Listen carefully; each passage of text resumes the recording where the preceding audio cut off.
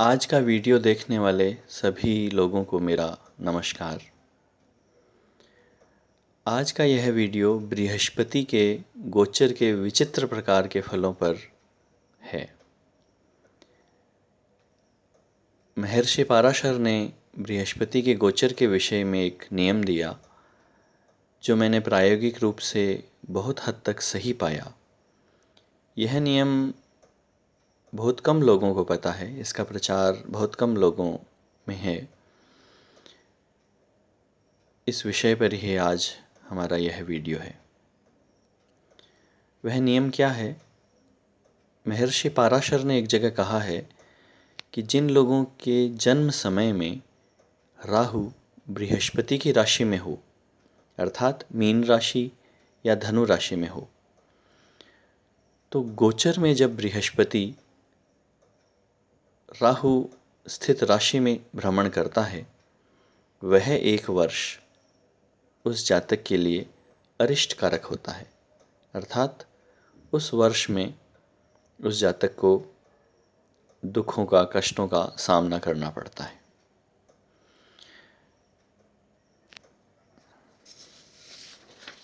देखिए,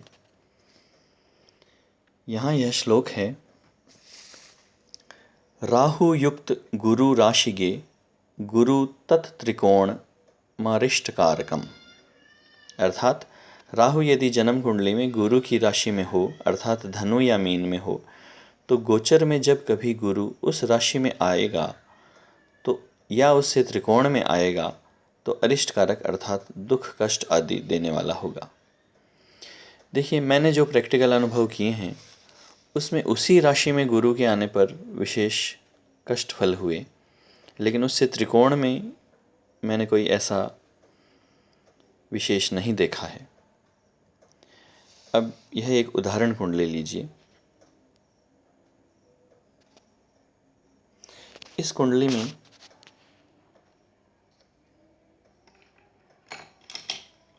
राहु जो है वह बृहस्पति की राशि में है। जब इस व्यक्ति के गोचर में बृहस्पति धनु राशि में आया, तब इसके पिता की मृत्यु हुई। यह एक अच्छे सरकारी पद पर थे और इनका प्रमोशन होने वाला था, लेकिन वह प्रमोशन रुक गया। यह दोनों काम बृहस्पति के धनु राशि में आते ही हुए और प्रमोशन की जगह इनका डिमोशन हुआ। और जब बृहस्पति धनु राशि से निकलने वाला था, तब इनके किसी जूनियर ने इनके ऊपर एक केस कर दिया, जिसके कारण इनको परेशानी हुई। अर्थात यह धनु का बृहस्पति इनके लिए बहुत खराब रहा। अब दूसरा उदाहरण देखिए। यह उदाहरण एक महिला का है। इस महिला के जब धनु राशि में बृहस्पति गोचर में आया तो वह वर्ष बहुत ही खराब रहा। इसके पीछे एक कारण यह भी है कि जब राहु के साथ में अन्य पाप ग्रह हों, मंगल, शनि, तो उस समय उसका अशुभ फल और बढ़ जाता है। हालांकि यह महर्षि पाराशर ने नहीं कहा है, लेकिन हमने प्रैक्टिकल रूप से इसे सत्य पाया है। जब इनके गोचर में राहु के ऊपर बृहस्पति का भ्रमण हो रहा था, तो इनको पागलपन के दौरे पड़ने लगे।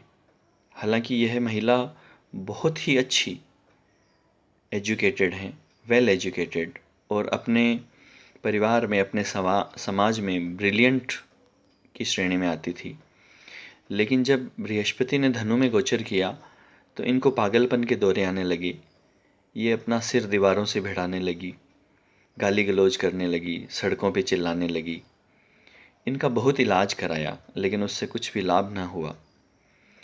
और जैसे ही बृहस्पति ने धनु राशि छोड़ी, इनकी दवाइयों का असर हो गया और ये पूर्णतः स्वस्थ हो गई और आज एक सामान्य महिला की तरह जीवन जी रही हैं।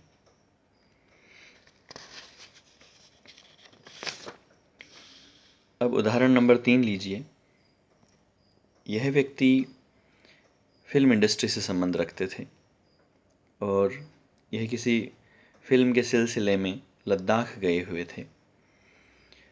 वहाँ शूटिंग चल रही थी कि इनकी प्रिय छोटी बहन का किसी एक्सीडेंट में देहांत हो गया।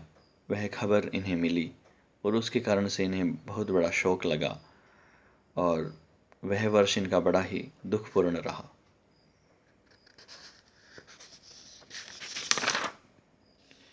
चौथा उदाहरण लीजिए। इनके मीन राशि में राहु है। जब गोचर में मीन राशि का बृहस्पति आया तो इनके पैर की हड्डी टूट गई और वह इतनी बुरी तरह टूटी कि उसका इलाज सही ढंग से नहीं हो पाया और ये जीवन भर लंगड़ा कर चले। प्रिय मित्रों, उदाहरणों के साथ साथ एक बात आपको बता दूं कि मैंने धनु के बृहस्पति के अधिक अशुभ फल देखे हैं बजाय मीन के बृहस्पति के।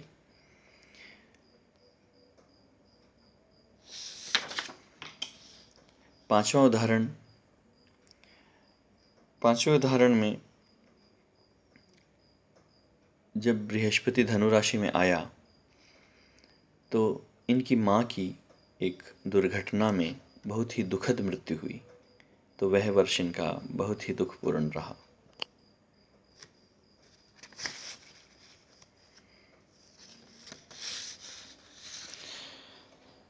छठा उदाहरण जो है, इसमें जब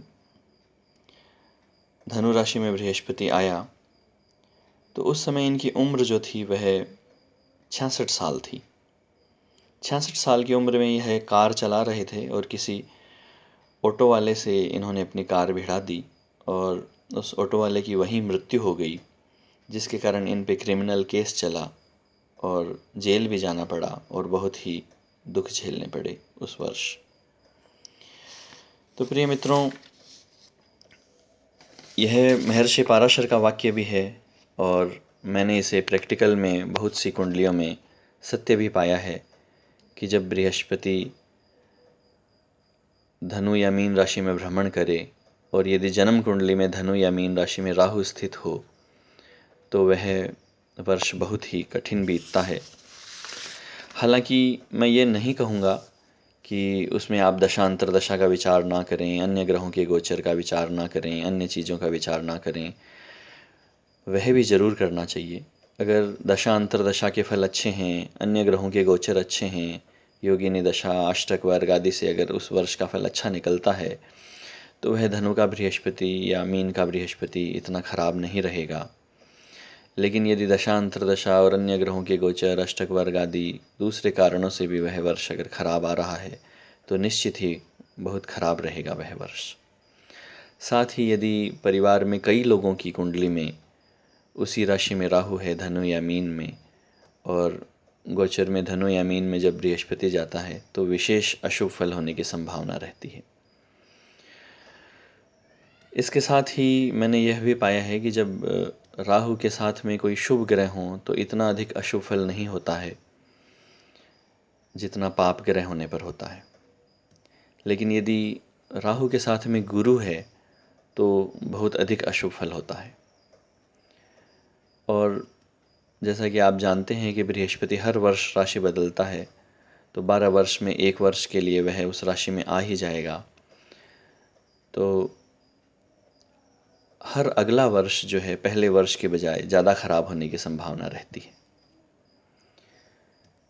तीसरी बात है कि यदि उस व्यक्ति की राहु या गुरु की महादशा है तो भी अधिक अरिष्ट होने की संभावना रहती है।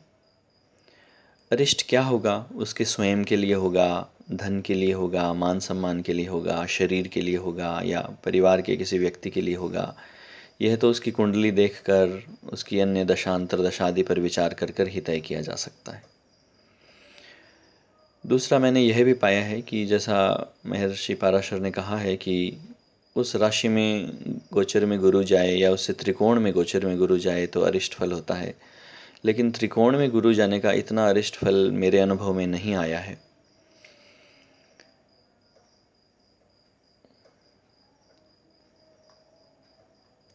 एक मैंने यह भी अनुभव किया है कि यदि उस राहु पे गुरु की दृष्टि है, लेकिन वह दृष्टि पंचम या नवम ही होनी चाहिए जन्म कुंडली में, यदि उस राहु पे बृहस्पति की पंचम या नवम दृष्टि है तो भी बृहस्पति के इस अशुभ गोचर का फल कम अशुभ हुआ है। प्रिय मित्रों, आज जब यह वीडियो मैं लॉन्च करने जा रहा हूँ, अपलोड कर रहा हूँ, तब बृहस्पति जो हैं